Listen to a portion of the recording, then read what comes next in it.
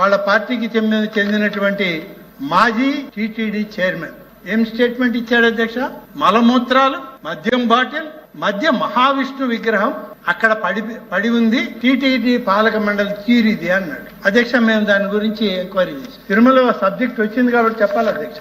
ఆ శిల్పం చెక్కడానికి పూనుకున్నటువంటి శిల్పి తాలూకా స్టేట్మెంట్ అధ్యక్ష. సపతి కన్నాచారి ఆయన కుమారుడు స్టేట్మెంట్ ఇది.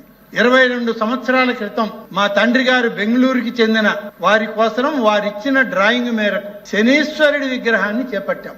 విగ్రహంలో సింహభాగం పూర్తయ్యే పరిస్థితుల్లో గదా ఆయుధంగాను చేతుల శిల్పాన్ని చెక్కాం.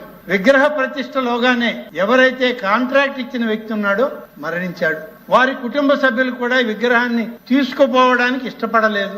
ఇదే సమయంలో మేము కూడా ఆర్థికంగా ఇబ్బందులు పడుతున్నాం కాబట్టి దాన్ని పూర్తి చేయలేక ఆ శనీశ్వర విగ్రహాన్ని యొక్క ముఖ కవలికలను కూడా పూర్తిగా చెక్కలేకపోయాం. 2003 అలిపిరి బాంబు పేలుడు జరగడంతో గౌరవ ప్రస్తుత ముఖ్యమంత్రి, ఆనాటి ముఖ్యమంత్రి శ్రీ నారా చంద్రబాబు నాయుడు గారి మీద జరిగిన దాడి అది అలిపిరిలో జరిగింది. ఆ సందర్భంలో ఆ ప్రాంతంలో ఉన్నటువంటి ఈ శిల్పుల చెక్కడం అనేటువంటి ఆ స్థలాన్ని సెక్యూరిటీ రీజన్స్ లో ఖాళీ చేశారు. ఖాళీ చేసిన తర్వాత చిన్న చిన్న విగ్రహాలు తీసుకుని శిల్పులు వెళ్ళిపోయారు. ఈ భారీ విగ్రహం అక్కడే పడిపోయింది. ఇది పూర్తి కాని విగ్రహం. శిల్పులు తీసుకెళ్లలేదు.